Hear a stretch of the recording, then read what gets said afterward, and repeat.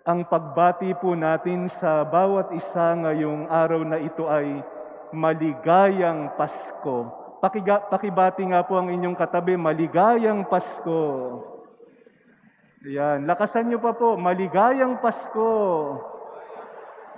Kung hindi pa po kayo makapaniwala, Pasko po talaga ngayon. Ang Pasko po ay Paskwa, Pesak, Passover, at sa Tagalog ang ibig sabihin ay pagtawid. Pagtawid.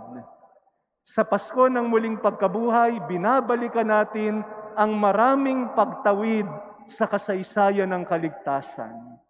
Ang mga Israelita, pagkatapos ng pagiging alipin sa Ehipsyo, tumawid sa dagat na pula para lumaya. At hindi doon natapos ang kanilang pagtawid.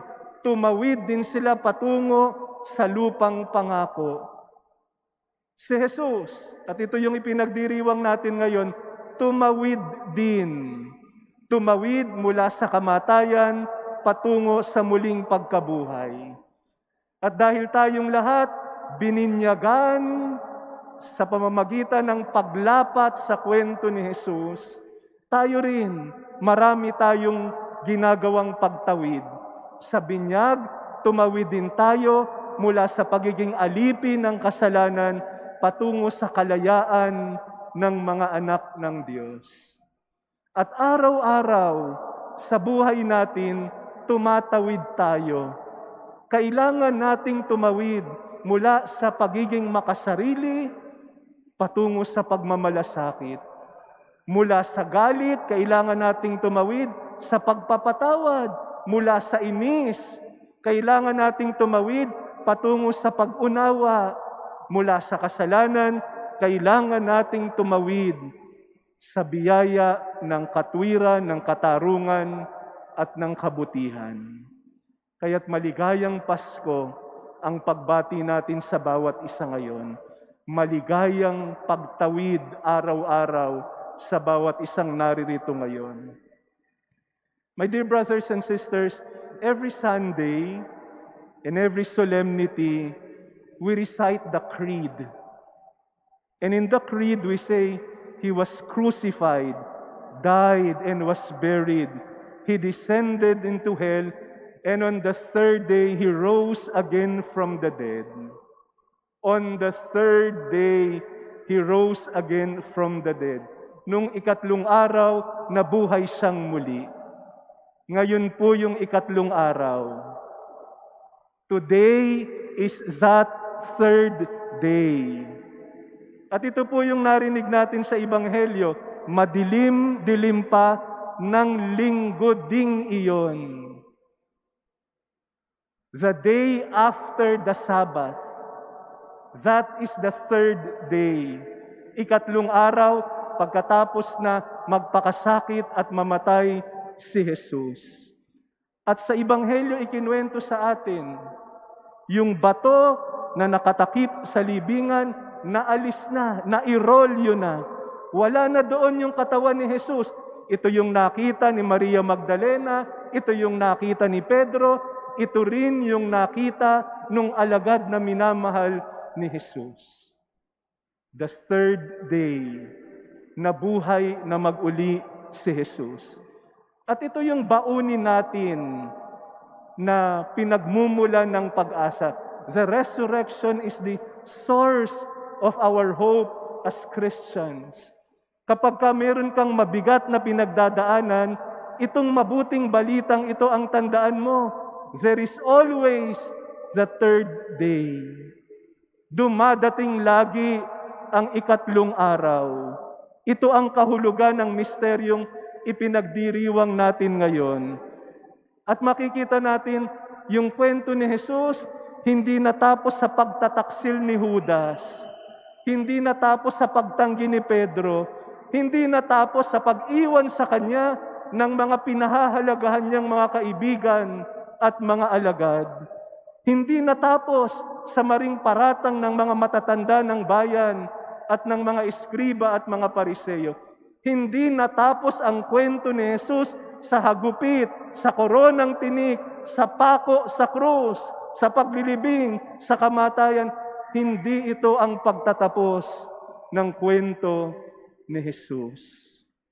May ikatlong araw, may muling pagkabuhay. There is the third day, there is the resurrection.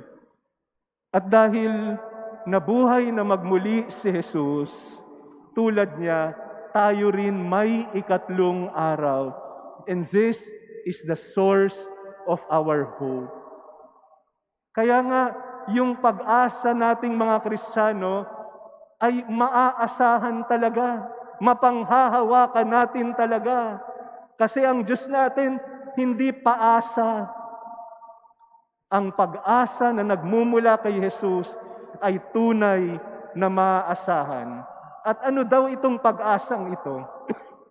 Sabi ni Saint Catherine of Siena, hope is the radical refusal to put limits to what God can do. Ang pag-asa daw ay tahasang paglagay ng hangganan sa kapangyarihan ng Diyos, sa kabutihan ng Diyos, sa anumang magagawa ng Diyos sa ating mga buhay. Kaya nga magandang tignan natin yung ating mga buhay. Baka kasi nasa unang araw ka pa lang. At sa unang araw na yan, baka ngayon nararanasan mo yung pagtataksil ng isang pinagkatiwalaang kaibigan. Baka ngayon nararanasan mo yung pakiramdam na nag-iisa ka, walang handang dumamay sa'yo. Katulad ni Jesus, iniwan siya ng kanyang mga alagad. Nag-iisa siyang harapin yung kanyang pagpapakasakit at kamatayan. Baka ngayon, dumaranas ka ng kawalan ng pag-asa. Punong-puno ka ng takot. Punong-puno ka ng pag-aalala. Huwag kang susuko. Maghintay ka lang. Darating yung ikatlong araw. There is always a third day. O baka naman ngayon, nasa ikalawang araw ka pa lang. Nasa ikalawang araw ka ngayon, dumadaan ka sa maraming paghihirap, patong-patong yung pasanin, pakiramdam mo, hindi ka na makakaahon sa buhay. Naalala ko si Kuya Jerry sa dati kong parokya. Nung nandun ako sa parokyang yon, lagpas 40 na siya. Feeling niya failure siya sa lahat. Lagpas 40 na, sabi niya, wala akong ipon, hindi ako umaasenso. At nagkahiwalay pa sila ng kanyang misis. Kapag humaharap daw siya sa kanyang mga anak, hiyang-hiya daw siya. Sabi niya, ramdam na ramdam ko, I am a failure. Sabi niya, parang wala akong mukhang maiharap, hindi na yata ako naging mabuting asawa, hindi pa yata ako mabuting ama. Si Nanay Marisa naman, 20 years sa loob ng koreksyonal. 10 ang anak niya, sa loob ng 20 taon na nakakulong siya, wala kahit isa na dumalaw sa kanya. Isang araw, inatake sa puso si Nanay Marisa, dinala siya sa ospital ng Mandaluyong at tumakbo po ako doon para siya ay i-anoint. Nadatnan ko po, pagbukas ng kwarto, may isang lalaki na nakatalikod, hawak-hawak yung pambomba, tuloy-tuloy yung kanyang pagbomba, na tila gustong pahabain yung buhay ng kanyang nanay. Dumating yung doktor, tinanong niya, Dok, kamusta po ang nanay ko? Isa pala siya sa mga anak ni Nanay Marisa. At kitang-kita mo sa kanya yung takot. Parang pinaghuhusto yung panahong natitira kasi alam niya, ilang sandali na lang siguro matatapos din ang lahat. Parang nanghihinayang siya, ang daming taong nasayang na sana nagkita, nagkasama sila ng kanyang nanay. Ganito po yung karanasan ng ikalawang araw. At kung nasa ikalawang araw ka ngayon, huwag kang matakot. Maghintay ka lang. Dahil nabuhay na magmuli si Jesus, mayroong ikatlong araw.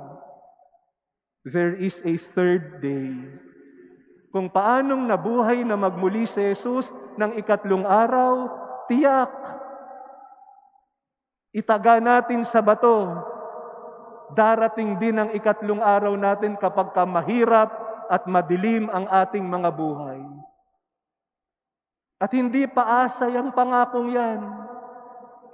Subok na matibay at subok na matatag ang pag-asa na ibinibigay sa atin ni Jesus. Darating yung ikatlong araw. At sa tuwing mararanasan natin yung ikatlong araw sa ating buhay, babahaginan tayo ni Jesus ng luwalhati at kapayapaan ng kanyang muling pagkabuhay.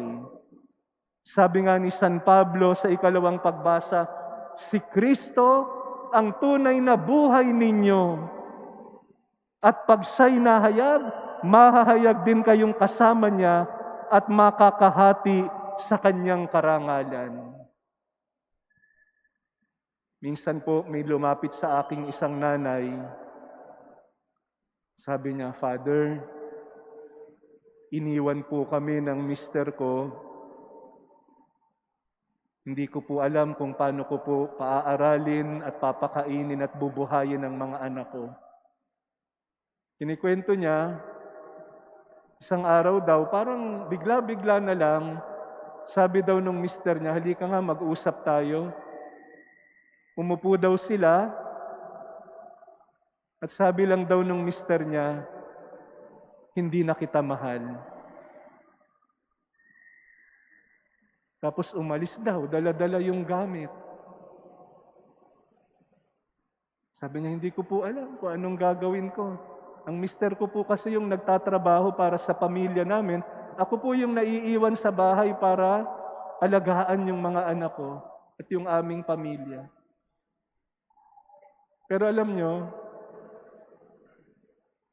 pagkatapos ng ilang buwan, naalala ko magpapasko, o Pasko, bisperas ng Pasko, lumapit siya sa akin. Sabi niya, Father, bumalik na po sa bahay ang mister ko. Buo na po muli ang pamilya namin. Pasko na po. Dumarating yung ikatlong araw. Minsan ang haba lang nung una at ikalawang araw, ang haba-haba ng madilim na gabi, pero tiyak na tiyak, darating yung pagbubukang liwayway, darating yung isang bagong umaga, darating yung ikatlong araw. Love will triumph in the end. Life can begin again, and we can rise even from death.